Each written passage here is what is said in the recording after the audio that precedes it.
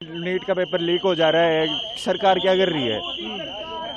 एक पेपर अच्छे से कंडक्ट नहीं करा, ऐसी सरकार पे अपन भरोसा कैसे कर सकते हैं? बार बार लीक हो जाता है, गैस पेपर से आ रहे हैं 600 नंबर के। एक बच्चा तैयारी करता है पूरे साल, फिर भी उसके 600 नंबर आते हैं, तो उस पे क्या बीतती है? क्या क्या बोलेगी वो सरकार? किया जा रहा है कि आप धारा 165 बीएनएसएस लागू है और आप लोग इस तरीके से यहाँ पर धरना प्रदर्शन नहीं कर सकते। నీట్ యూజీ పేపర్ లీకేజీకి నిరసనగా ఢిల్లీలో విద్యార్థి సంఘాలు ఆందోళనకు దిగాయి. శాస్త్రీ భవన్ వద్ద ఎన్ఎస్యుఐ ఆధ్వర్యంలో పెద్ద ఎత్తున విద్యార్థులు ప్లకార్డులు ప్రదర్శిస్తూ నిరసన ప్రదర్శన నిర్వహించారు. పోలీసులు ఏర్పాటు చేసిన బారికేడ్ల పైకెక్కి ఆందోళన చేశారు. ఏటా ప్రశ్నాపత్రాలు లీక్ అవుతున్నా కేంద్ర ప్రభుత్వం సరైన చర్యలు తీసుకోవడం లేదని విద్యార్థి సంఘాల నాయకులు ఆగ్రహం వ్యక్తం చేస్తున్నారు.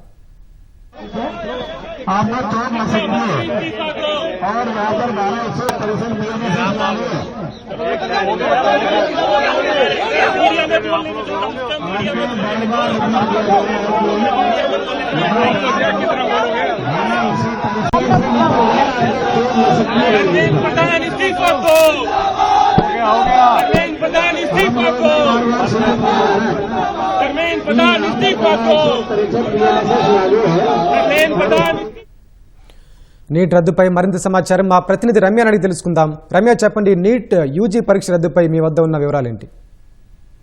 కొద్దిసేపటి క్రితమే నీట్ 2026 పరీక్షలు రద్దు చేస్తున్నట్టుగా నేషనల్ టెస్టింగ్ ఏజెన్సీ ప్రకటించారు. ఇదే విషయాన్ని ఎక్స్ లో సైతం పోస్ట్ చేయడం జరిగింది.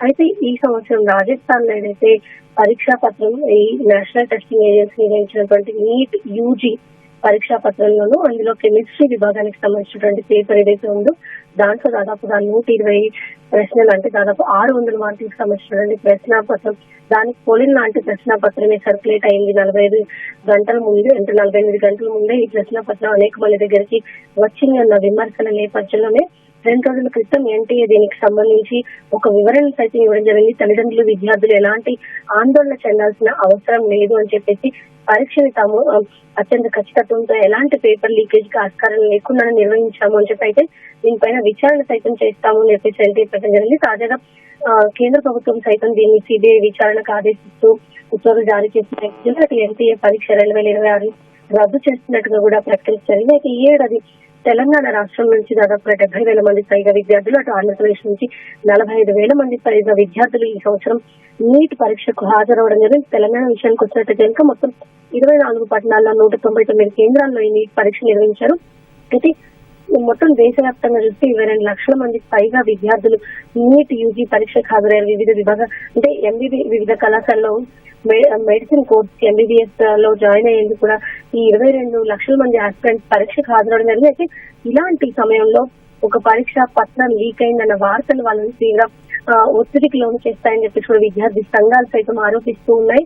అయితే గతంలో కూడా ఇలాంటి ఘటనలు ఎదురైన పరిస్థితులు మనం చూస్తున్నాం. ముఖ్యంగా రాజస్థాన్ లో దాదాపు 600 మార్కులకు సంబంధించినటువంటి ప్రశ్నపత్రాలు లాంటి నమూనాలు సర్క్యులేట్ కావడం, అవన్నీ కూడా ఏదైతే మెయిన్ పరీక్ష జరిగిందో ఆ పరీక్షలో వచ్చినటువంటి ప్రశ్నలకు దాదాపు దగ్గరగా ఉన్న సమాధానాలు అయితే ఒకే లైన్ లో సీక్వెన్స్ లో ఉండడం అనేది కూడా కొంత ఆందోళన కలిగించిన నేపథ్యంలో అయితే ఎన్టీఏ అదేవిధంగా కేంద్ర ప్రభుత్వం సైతం ఈ ఘటనకు సంబంధించిన విచారణకి ఆదేశిస్తుందని, సిబిఐకి ఈ ఘటనకు సంబంధించిన విచారణ చేపట్టాలని చెప్పేసి కూడా కేంద్రం ఆదేశించడం. అయితే ఇక్కడ అన్ని విషయాన్ని ఒకేసైతే విద్యార్థుల మానసిక పరిస్థితి కావచ్చు, అదేవిధంగా తల్లిదండ్రులు ఒత్తిడి అనేది కూడా తీవ్రమైన విషయంగా మనం పరిగణించాల్సిన అవసరం ఉంటుంది.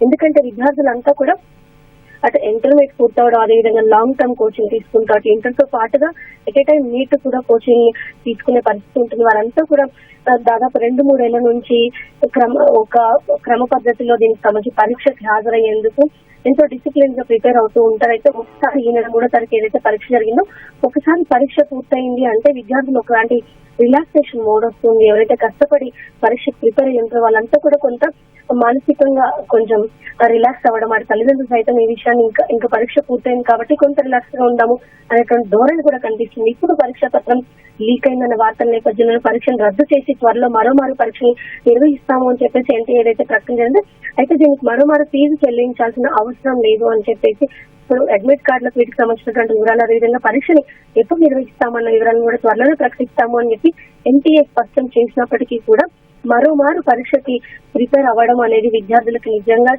కత్తి మీద సాము లాంటిదని చెప్పొచ్చు. ఎందుకంటే ఒక ఏదైతే నేషనల్ లెవెల్ జరిగేటువంటి పరీక్ష ఉంటుంది, దానికి విద్యార్థులంతా కూడా దాదాపు 22 లక్షల మంది కంప్లీట్ చేసేటువంటి ఈ పరీక్షకి తాము మళ్ళీ ప్రిపేర్ అవ్వడం, మరోమారు మానసికంగా ఇంత ఒత్తిడిని తీసుకోవడం అనేది అటు విద్యార్థులకి తల్లిదండ్రులకి చాలా క్లిష్టమైనటువంటి పరిస్థితిగా కూడా మనం చూడొచ్చు. గతంలో కూడా అనేక మార్లు పరీక్షా పత్రాల లీకేజీకి సంబంధించిన అంశాలు వచ్చిన ప్రతిసారి కూడా అటు నిపుణులు విద్యార్థులు కూడా ఈ విషయాన్ని మరీ స్పష్టం చేస్తూ ఉంటారు. నేషనల్ టెస్టింగ్ ఏజెన్సీలు ఏవైతే ఉంటాయో పరీక్షా పత్రాలకు సంబంధించి పూర్తి స్థాయిలో చర్యలు తీసుకోవాలని చెప్పేసి ఇటు లీకేజీ లేకుండా పరీక్షలు నిర్వహించాలి.